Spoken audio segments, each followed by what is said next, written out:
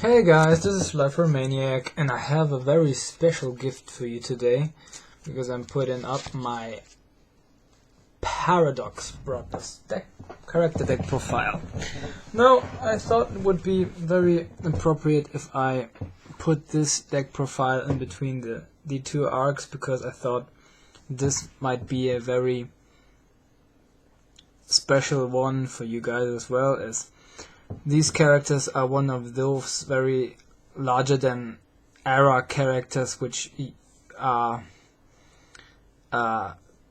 putting up their places into two sagas, namely the Duelist Kingdom saga as well as the GX era, like Pegasus for example as well.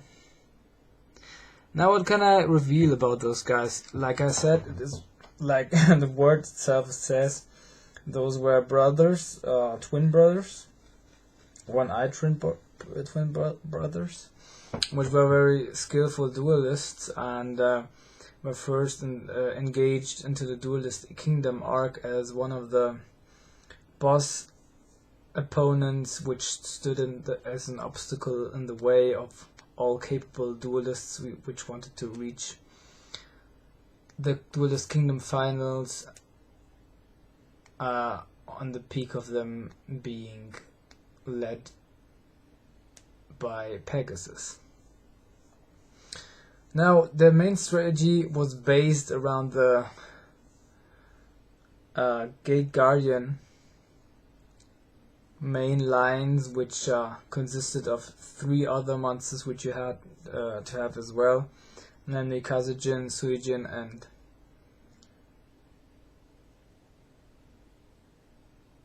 Sanga, the Thunder. And also, of course, in order to summon these high-level monsters, you have to have some engines put into play, which are 4-star in nature, of course, 4-star monsters in nature, as well as downgrading, for example, the levels in the hands of the current players. Now, these two had a special kind of dual form, you might say, as they were always having a double duel, which means they were dueling at the same time against 2 opponents. And it has on this issue, that was the case that they could, for example, coordinate and organize their main strategy together. It is very similar and comparable to that of Loomis and Umbra. I think it was this way led that Loomis and Umbra, one of them I think just a spell and the trap cards in his deck, whereas the other one had all the monsters and they combined them with him. I'm not quite 100% certain whether it was always this way for these 2 gentlemen, but I think it could be very similar to that strategy which Loomis and Umbra had in mind, as they were attacking and defending each other, but I think they both had monster as well as spell and trap cards in their decks. Now, as I already said, their main monsters were main monster is the Gate Guardian, as you might see this one. This is the boss monster of this whole deck, of both of them, along with Sanga the Thunder, Suijin, and there we go, and Kazujin. Now these the base ground strategy of this deck is solely put onto the wing of these 2 base lines, you might say. One being summoning the Gate Guardian, in whole, but the other being just tribute summoning just one piece of them, if you can't summon this one eventually. Then further on, there was the Labyrinth tank, which I think it was in Mason Memories, came out in a different modernistic version which performed far better. You can special summon from the hand, but I think it cannot attack then this turn. I put it 2 times in there. Further on, he had Wall Shadow, which he used also in the Duelist Kingdom era, and also put in there the modernized version Shadow Ghoul of the Labyrinth. So they're working very similar in its effect. Then, of course, and it's a very logical conclusion, also the Shadow Ghoul, which I think they even did not have neither in their deck nor they were played out, but still I thought it might be very fitting to this deck, so I put it in there. And then further on, a very significant card to this strategy and deck as well was the Labyrinth Wall, especially in the first arc. Moreover, the Dungeon Worm, a 5-star vanilla monster with not that much of attack stats. I think 1800, 1500 800 attack and 1500 defense, but 5 stars, so we have to have 1 tribute in mind to bring that one onto the field. As well as Monster Tamer, which also is a very, in comparison, weak monster for 1800 attack, 1600 defense. So you have to have very much of many of those mechanics in your deck on the purpose of summoning monsters or downgrading them by spell or trap cards. Another card which I put in there, but I'm not sure whether they had them, was Darkblade, 4-star monster with 1800 attack, 1500 defense. Then, of course, and as a Labyrinth card, not the Labyrinth of the meta game, but the Labyrinth of the vanillas, was Guardian of the Labyrinth, which also has 4 stars, so it's very appropriate. 2 cards which they had in their deck, Dream Clown and Crest Clown, with a very good effect engines. One I think is then that I think Crest Clown has the ability to bring 1 monster card from the field to the owner's hand, and the Dream Clown I think destroys 1 monster if its attack or its position is changed. Then further on, and very fitting to this baseline, is Ryukushin Clown, which I think, now I'm very certain, not that of certain, is it can change the battle position of 1 monster if it is summoned just 1 time. Not like Dream Clown, always if it changes its position it can destroy 1 monster. Another of those cards which are very significant in particular for this deck is Jirai Gumo, and in Maze of Memories there's an engine put out which solely is based around this card.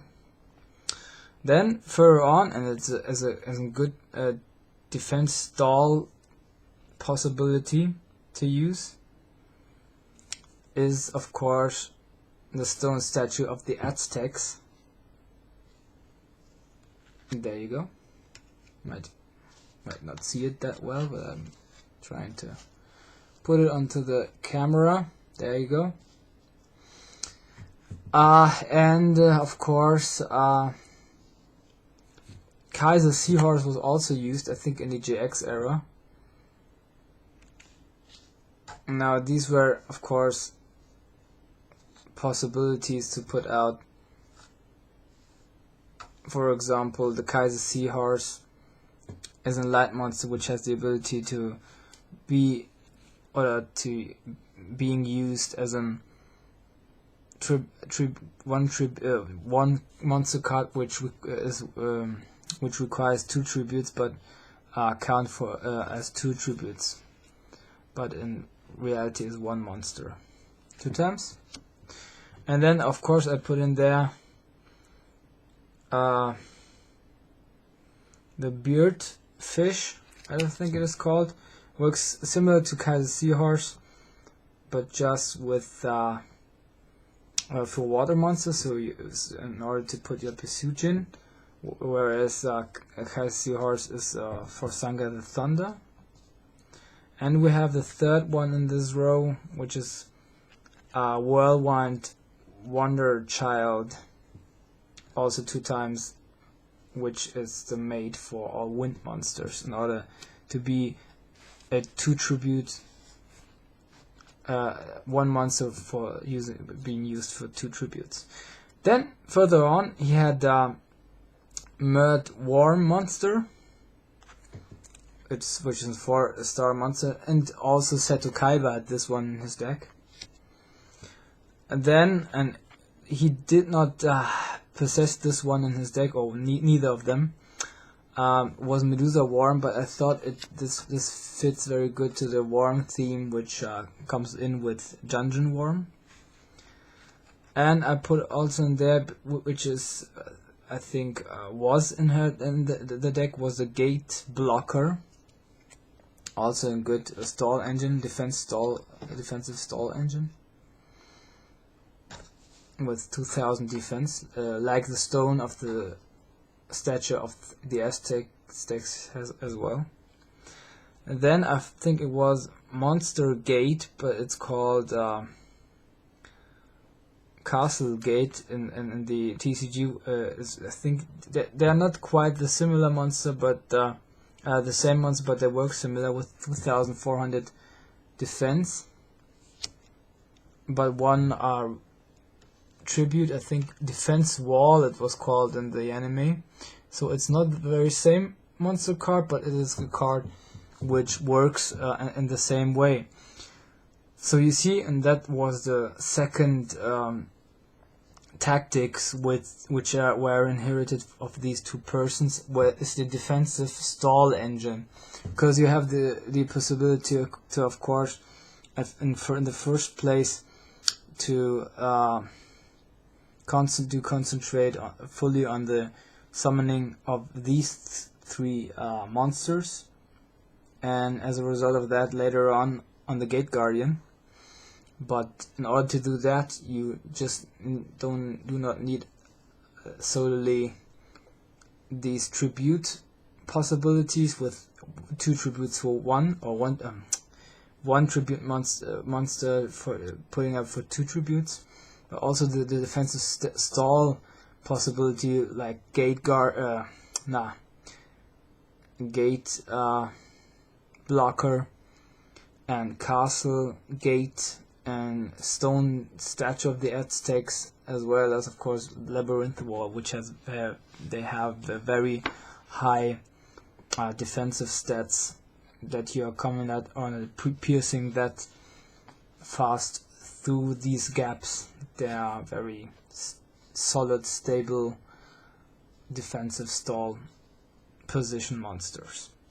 Now these are about his monsters. He had another monster which was even more powerful than the Gate Guardian, which was called Dark Guardian, I think, which had 3,000, no, even 4,000 attack and 4,000 defense, but it doesn't exist in the TCG. I think even not in the OCG, so I do not have it in here. But I think it's very severe and complicated with these many tribute monsters to put him into play, so you don't need another one. to make it more complicated. At last, after my view. Then, and coming with the Maze of Memories support for the Gate Guardian theme was Ryoku Guardian, which I put in there 2 times, which works of course with the increasing working with Gate Guardian of course, and increasing and attack stats equal to the opponent's life points, and works of course with getting Suijin, Kasujin and Sanga the Thunder onto your hand, if I'm not been mistaken.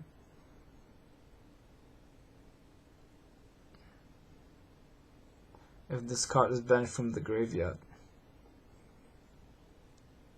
at one of the of the following 3, as I already said.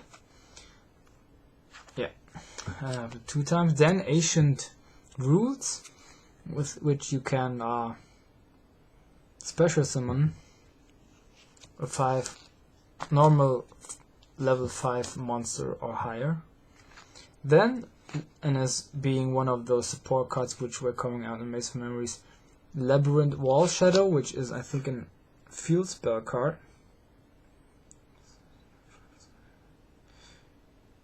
Yeah, working also with Sanga the Thunder, Suijin, Kasujin, and the Gate Guardian. Also another one, double attack, Wind and Thunder 2 times. Cost down, which I put in there of course as he had this one in his deck to downgrade the monsters in your hand. Monster Reborn, of course, is a staple. Dispel, these were cards which they all took into their deck, as well as Double Summon and Fairy Meteor Crush with the piercing mechanics, attack, defense, piercing mechanics. Tribute Doll, which is also a kind of downgrade. The original Ryoku, which was also played out from them. Exchange, Dark Designator, which they used of the respective brothers' deck to get one of the 3 pieces of Gate Guardian out as a staple Pot of Greed. Magical Labyrinth, which was were played out from them in the Labyrinth Duelist Kingdom saga. And Invocation, and last but not least on the spell card was Remove Trap, which they also possessed into their deck.